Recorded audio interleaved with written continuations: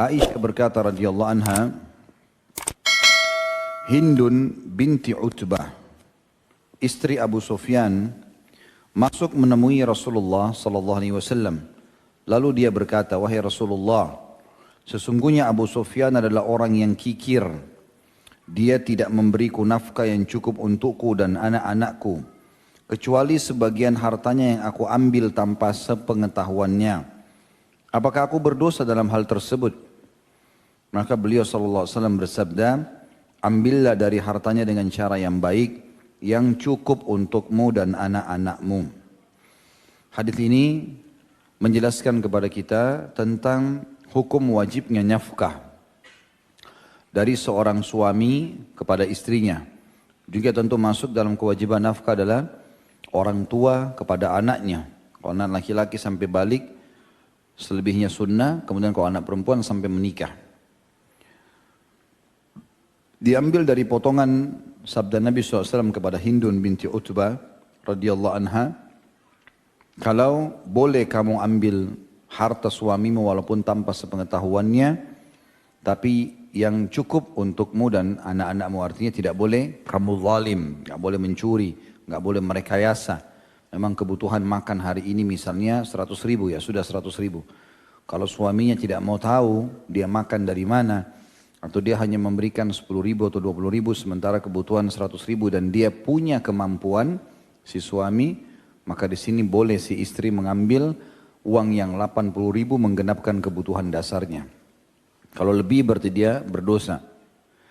Dan ini keluar hukum tentang wajibnya nafkah dari laki-laki, dari suami kepada istrinya.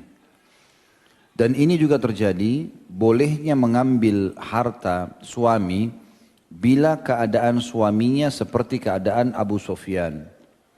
Di sini disebutkan cirinya. Inna Aba Sufyan rajulun syahih. Sesungguhnya Abu Sufyan seorang laki-laki yang sangat kikir. La yu'tini minan nafakati ma yakfini wa yakfi baniyah. Dia tidak memberiku nafkah yang mencukupiku dan anak-anakku. Kalau syarat ini terpenuhi dari suami, dia pelit. Artinya pelit ini orang kaya, tapi dia tidak kasih. Tidak masuk dalam pelit, kalau orang tidak punya, baru dia tidak kasih misalnya. Kalau suaminya ibu sekalian, kebutuhan ibu sehari 100 ribu, dia hanya mampu dapat 20 ribu, sudah berusaha kerja sana sini, ini tidak boleh. Kita bebankan suami lebih daripada kemampuannya. La yukallifullahu nafsan illa usaha. Allah sendiri tidak bebankan hamba-hambanya apa yang dia luar kemampuannya. Walaupun kuasa Allah subhanahu wa ta'ala, bila Allah amanahkan satu istri, maka Allah akan berikan nafkah sesuai dengan kebutuhan istri itu. Allah karuniakan anak satu, Allah karuniakan anak dua, masing-masing akan ada rezekinya sendiri. Allah datangkan rezeki itu. Allah subhanahu wa ta'ala mendatangkan rezeki itu.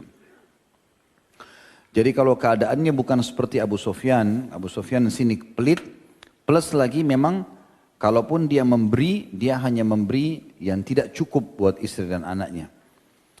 Tapi kalau keadaannya tadi saya bilang tidak mampu, memang lagi sakit, ya, dia tidak punya pekerjaan, baru di PHK dan bangkrut usaha dan seterusnya, ini tidak masuk dalam bab pelit. Karena pelit itu hanya diistilahkan bagi orang yang punya tapi tidak mau kasih.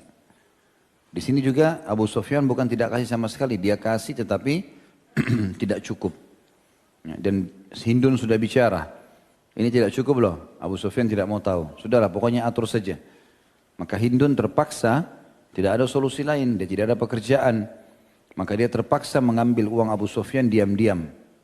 Ya, entah di bajunya, entah di mana tempat penyimpanan uangnya. Lalu dia izin kepada Nabi SAW, ya Rasulullah dosa enggak, mencuri enggak ini? Kata Nabi SAW, tidak. Boleh kau ambil tapi secukupnya saja, yang memang dibutuhkan oleh kebutuhanmu dan anak-anakmu.